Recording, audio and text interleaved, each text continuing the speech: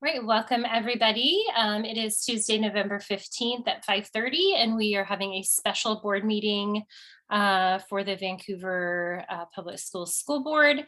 We have one item on our agenda tonight for the special meeting, but first we are going to start with a roll call. Director Decker. I'm here. Director Smith. Here. Director Sproul. Here. And Director Zavala. Here. And I am also here. We are all present. So I am going to go ahead and turn it over to Dr. Snell to introduce our item for tonight. Thank you, Director Barros. The one item for our meeting tonight is a levy resolution. The board has been discussing since last spring that the current local levies would be expiring at the end of the 2023 calendar year, which if we want to continue the local funding stream, we need to go out to our voters to renew the levies. And so the board has deliberated through the last several months on how to establish a levy rate that they think will sustain the programming at a level that you would like to see, and also recognize the challenge to local taxpayers and the support that you all appreciate. So the levy is here for your consideration tonight as an action item, and we're happy to answer any questions about it. It is a 4-year levy. And the rate is projected at $1.99 per $1,000 of assessed value. That then generates a levy amount, and then over the duration of the 4 years, the assessed value and things of that nature can fluctuate the rates, but the amount that would be collected is the same that's driven from this resolution. So happy to answer any questions and turn it back to you, Director Barros. And just to clarify, this is a replacement levy, correct? Correct. Okay. Any questions from the board?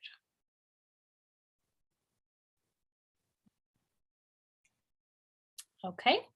I just wanted to express the thankfulness for all of the information that we've had leading up to this. I know Dr. Snell, you had mentioned we've had previous conversations kind of around rates and just impact and all of the services that levies cover. And so I just appreciate all the information that we've gotten up to this point.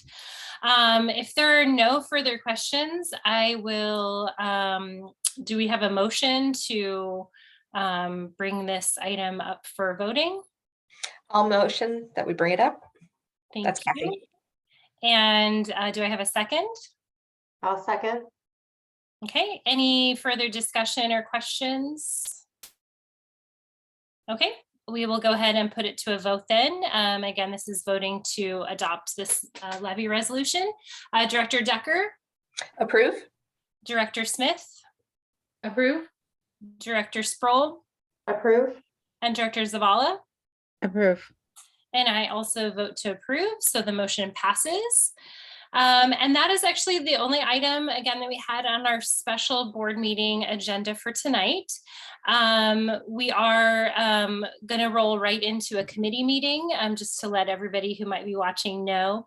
But this portion of our meeting is adjourned. So thank you very much for tuning in. With that, we are going to roll right into our committee of the whole meeting. So I'm going to call that meeting to order. It is 5:34 p.m. And our committee meeting is to go over items that are going to be on our future board meeting agendas. So again, there's no action for this part of the meeting. It's more just previewing, asking questions, getting information on items that we can expect to be voting on in the future. With that, I'm going to do a roll call for our committee meeting. Director Decker? Still here. Director Smith? Here. Director Sproul? Here. And Director Zavala? Here. And I am also here, so we are all in attendance for our committee meeting. I am going to go ahead and turn it over to Dr. Snell to Do you have a superintendent report for us? Just a short one, Director Barros, just checking in with the adoption of the resolution in the previous special meeting. We will now submit that resolution so it can be an item on the ballot for the February 14th election. And so there will be more information that comes out about that in the coming months, but just want to let people know what happens as a result of your resolution and the process that's in place. And then also, obviously next week we're heading into Thanksgiving week. And so it's feels pretty fast that we're already at Thanksgiving in our school year, but obviously very grateful to the community and our students and staff, and also looking forward to a little bit of a break. Part of that is the flu and sickness. We've been dealing with the pandemic for a number of years now, and we've been recently needing to monitor our student attendance because of flu-like symptoms. And so we're having a lot of students and staff out. And so we'll continue to monitor that and report to public health about those kinds of situations. So that's been kind of on our mind lately. And then we have a series of strategic planning listening events this week that are happening. And so looking forward to updating the board in December about feedback that we're receiving from the community, and just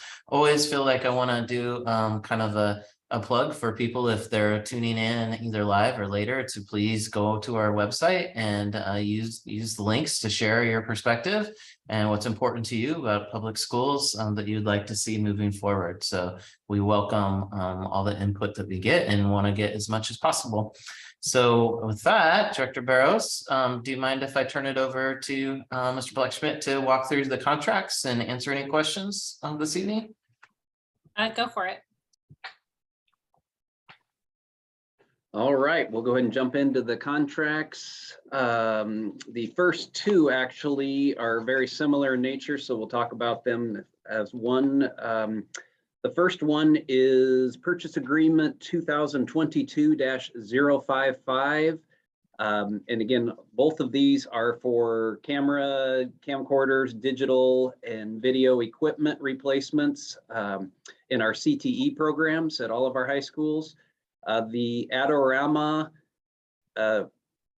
recommendation is for $75,000, not to exceed $75,000 plus Washington State sales tax. And likewise, the B&H Photo and Electronics recommendation, which is purchase agreement number 2022-056, is also not to exceed $75,000 plus Washington State sales tax. Again, they're both funded by general fund CTE budgets.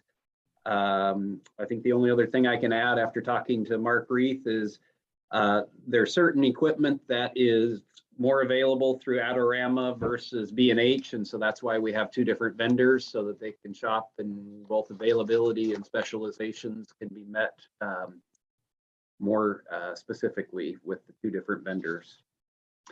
Any questions on either of those two?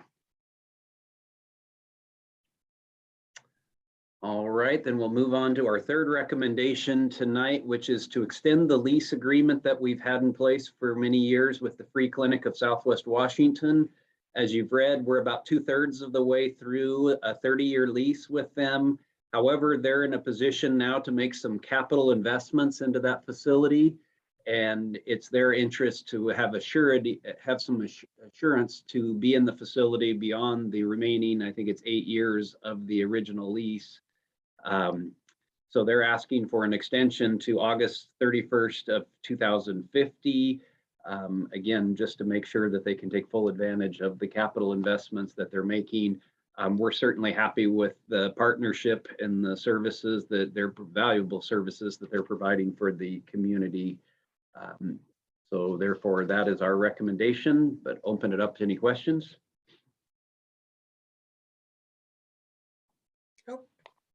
All right, hearing none, then we'll move on to the last series that we have, which are all capital projects, funded projects that have come to their conclusion. And so as we do with all of those items that you approve on the front end, we ask you to approve and accept them formally on the back end so that we can begin the retainage release and the final closeout of the projects.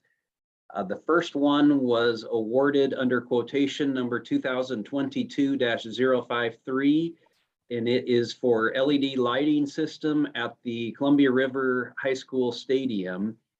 You can see that that work or that purchase was made with Consolidated Electrical Distributors of Vancouver in the amount of $61,659.01 plus Washington State sales tax. So we're excited to get those lights installed. I will say, as a plug to our maintenance department, we did get a quote for the full purchase and installation, and it was, I think it was 5 or 6 times the amount of the equipment that we were able to buy independently. With our staff now being able to install, that will be able to achieve significant savings. So certainly appreciate their skills and willingness to work on that. Maybe we'll race through these and we can certainly go back if there's any questions, but the next one that we would ask you to accept as completed is purchase agreement 2021-016 for security systems at VITA. The vendor there was Entrance Control Integrated Security. The amount was $151,172.28 plus Washington State sales tax. The next item on this list was, again, accepting the work performed at Kiggins Bowl on the track and field. It was originally awarded as bid number 2021-029. Polf Construction of Vancouver was the vendor, the contractor. The amount was $1,329,497.60 plus Washington State sales tax. Couple more. We have a purchase agreement number 2021-073 for carpet at Fort Vancouver and Hudson's Bay High Schools. The vendor on that, as it's been for most of our carpet projects, is Beresford Company out of Seattle. The amount for those 2 schools was $1,078,836.50 plus Washington State sales tax. And lastly, Fort Vancouver tenant improvements was awarded as bid number 2022-002. As you can see, that's the Family Community Resource Center and remodeling the old courtroom into 2 more usable classrooms, as well as some weight room, fitness, and locker room improvements. Again, all these were funded by the Capital Projects Fund or the 2017 bond. And the vendor on this was Partech Construction, and the final amount was $1,491,623.20 plus Washington State sales tax. So again, those are all work that's been completed. You had approved on the front end, but certainly entertain any questions you might have on any of those.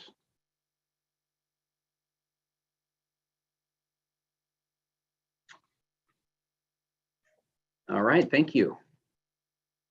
Thank you, Brett. The last section that we have for the December board meeting is a section from Teaching and Learning with approval of instructional materials for the year. So in this, there's information about each of the materials, and I think the board's had access to this for a couple of weeks now as we look ahead to potential consideration in December. And so I can answer any questions if you would like today, or take questions and have staff follow up as well. One of these is an AP economics text, and then the other is a series of texts that are listed here and some updates to curriculum as well.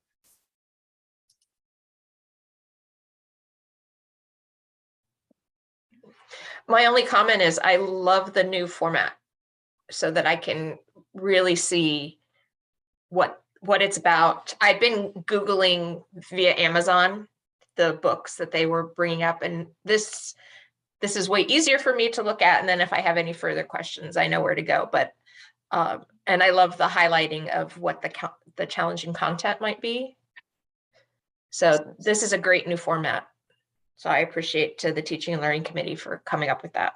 Thank you.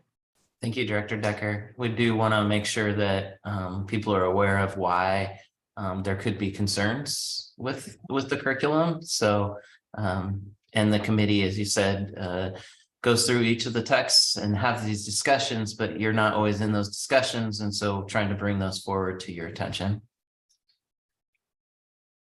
Any other questions or comments?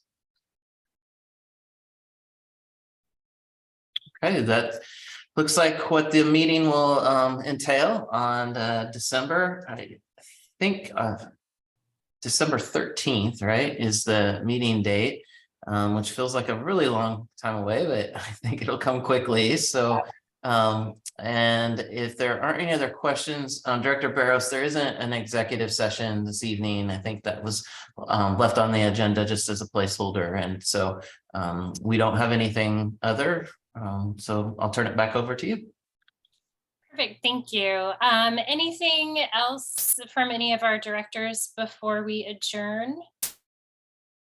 I did just want to point out, Dr. Snell had mentioned our December meeting is coming up quicker than we would anticipate. December is literally just right around the corner. But with the holidays coming up with Thanksgiving and then winter break, there are going to be some changes to our kind of normal rotation. I believe that next week we typically would have a study session, but I don't believe that there's one actually on the calendar because that's right up against Thanksgiving. Is that correct? Yeah, so we will not be having a study session next week. And so our next board meeting that we will be having will be our December 13th regular business meeting that we'll be having in person, and it'll be hybrid, so you can do that virtually. With that, if there is nothing else. I think we do have a study session at the end of November. Oh, we do. Yes. November Okay. 29th. It's not next week. It's the end. Okay. Thank you for correcting Mhm. it. And it would be a Zoom session for that one. And then, as you said, December 13th would be in person. Okay. Yes. So the study session will be after the Thanksgiving break. So that Tuesday, the 30th, I think that is 29th or 30th. I have my calendar pulled up to see the 29th. And then we will have our December board meeting. Thank you. With that, I believe that is all. Thank you everybody for being here. We are adjourned.